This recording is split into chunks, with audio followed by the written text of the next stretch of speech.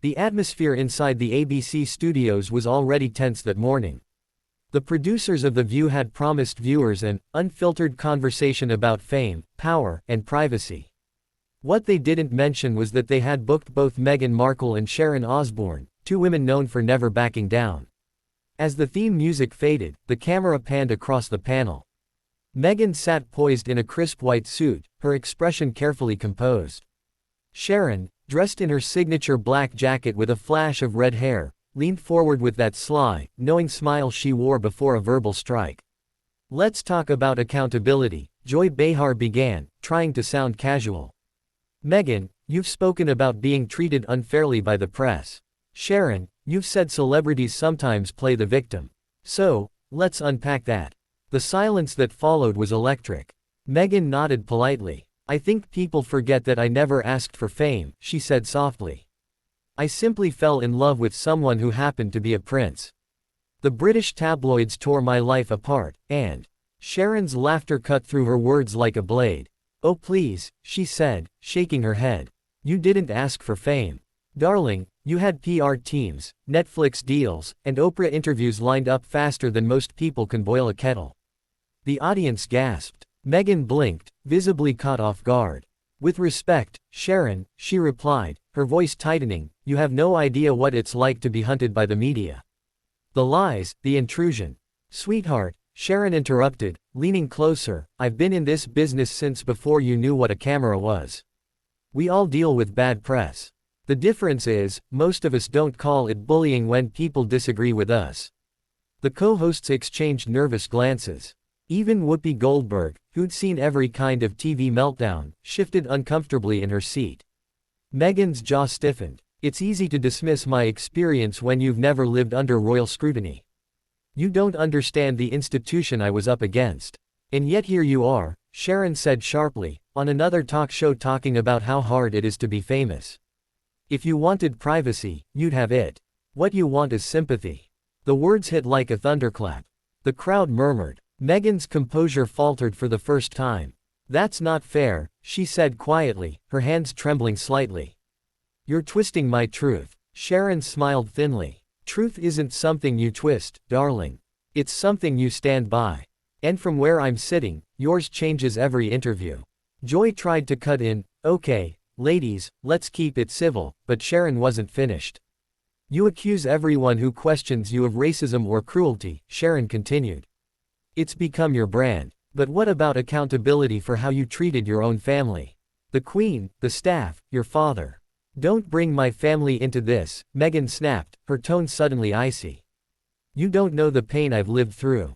And you don't know how to stop selling it," Sharon fired back. The studio fell silent again. Even the live audience seemed unsure whether to cheer or cringe.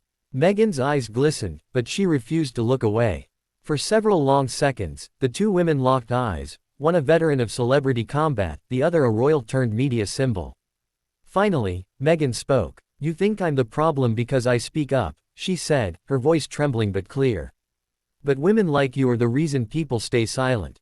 "Oh, don't you dare play the victim card with me," Sharon retorted, voice rising. "You're sitting here in designer heels, on national television, complaining about a life most people would kill for. You don't want equality, Meghan, you want immunity." A sharp, "oh," rippled through the audience. Meghan's lips parted as if to respond, but before she could, Whoopi called for a commercial break. "All right, we'll be right back," she said, trying to smile through the chaos. "Stay tuned." The cameras cut, but the tension didn't. Meghan leaned toward the producer, whispering something that looked urgent. Sharon sat back, smirking, sipping from her mug like nothing had happened. When the lights dimmed, a voice from the crew muttered, "Well, that's going viral." And they were right. Within an hour, clips of the argument flooded social media. The hashtag Sharon vs Meghan was trending worldwide. Half the internet called Sharon a bully. The other half called her brave for saying what others were afraid to. And as the headlines poured in, Sharon Osbourne destroys Meghan Markle on live TV, Meghan storms off The View's set, one thing was clear, this clash wasn't over. Because when the cameras came back from the break, Meghan was gone. When The View returned from its abrupt commercial break, Meghan Markle's chair sat empty. The camera tried to focus on Whoopi Goldberg, who was doing her best to steady the ship. "Well," she began awkwardly, "it looks like we'll be continuing the conversation a little differently than planned." But everyone knew what had just happened. Meghan had walked off the set, visibly shaken and furious, after her clash with Sharon Osbourne. The audience was buzzing, whispering among themselves. Sharon, however, looked calm, almost amused. She crossed her legs, took a slow sip from her coffee mug, and said with that familiar smirk, "Guess I struck a nerve."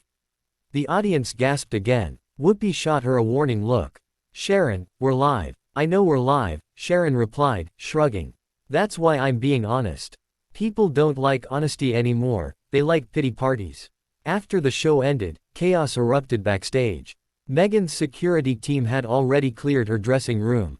Producers huddled together, arguing about whether to edit the segment before re-airing it online. But the damage, or, depending on who you asked, the magic, was already done. By that afternoon, every entertainment outlet in America was replaying the clip. Sharon versus Meghan, daytime war explodes. Markle walks out after on-screen humiliation. Social media was ablaze. Some users defended Meghan, saying Sharon had bullied her on live television. Others praised Sharon for finally saying what everyone was thinking. That evening, Sharon appeared on Entertainment Tonight for an impromptu interview. Her tone was unapologetic. "I didn't humiliate anyone," she said. "I told the truth. Meghan wants to talk about suffering while living in a $14 million mansion. If that's hardship, sign me up." When the interviewer asked if she regretted her comments, Sharon smirked. "No. I think people are tired of double standards. If you're going to build a brand on being relatable, don't act untouchable." Meanwhile, sources close to Meghan claimed she was deeply hurt and blindsided by the confrontation. According to one insider, she had only agreed to appear on The View after assurances that it would be a respectful dialogue. But backstage staff told a different story. Meghan came in guarded, one production assistant revealed. She wanted control over the questions, and Sharon wasn't having it. You could feel it coming before the cameras even rolled. By the next morning, the feud had taken on a life of its own. Talk shows dissected every word. Late-night hosts joked about royal drama, American edition. Even British tabloids jumped in, cheering Sharon for putting Meghan in her place. Sharon, unfazed by the backlash, went live on her Instagram. Thousands joined within minutes. "Listen," she began, sitting in her living room with her dogs nearby, "people are calling me cruel. But cruelty is pretending to be a victim while stepping on others to stay relevant. Meghan's built an empire on sympathy, and that's her right, but don't expect everyone to applaud it." The comments section exploded, half angry, half cheering. Hours later, Meghan's spokesperson released a short, measured statement. Greater than, the Duchess appeared on The View to discuss advocacy and women's empowerment. She will not engage further with anyone choosing hostility over understanding. It was polished, diplomatic, but behind the scenes, the palace of public opinion was already divided. By evening, a rumor spread that The View's producers had reached out to Meghan's team to smooth things over. But Sharon's camp leaked that she had nothing to apologize for. The next day's episode opened with Whoopi addressing the incident. "We are a show built on strong opinions," she said carefully, "but we also believe in respect. What happened yesterday was unfortunate. Sharon wasn't there, officially, taking a day off, but everyone knew she had been asked to stay home temporarily while the network reviewed viewer complaints." Still, Sharon didn't stay silent. She posted a quote to her social media. Greater than, "If speaking the truth gets you cancelled, pour me another cup of tea." Hot beverage. That post alone racked up millions of likes. As for Meghan, she was spotted days later in Montecito, walking with Prince Harry. Cameras caught her looking distant, scrolling through her phone as Harry tried to comfort her. The world watched, analyzed, and argued, yet again, about whether she was a villain or a victim. But one thing was undeniable: Sharon Osbourne had turned a daytime debate into a global firestorm. In the war of words, she had drawn first blood, and Meghan Markle had walked away wounded, but not defeated. Because sources close to her whispered that she was planning her own tell-all TV response.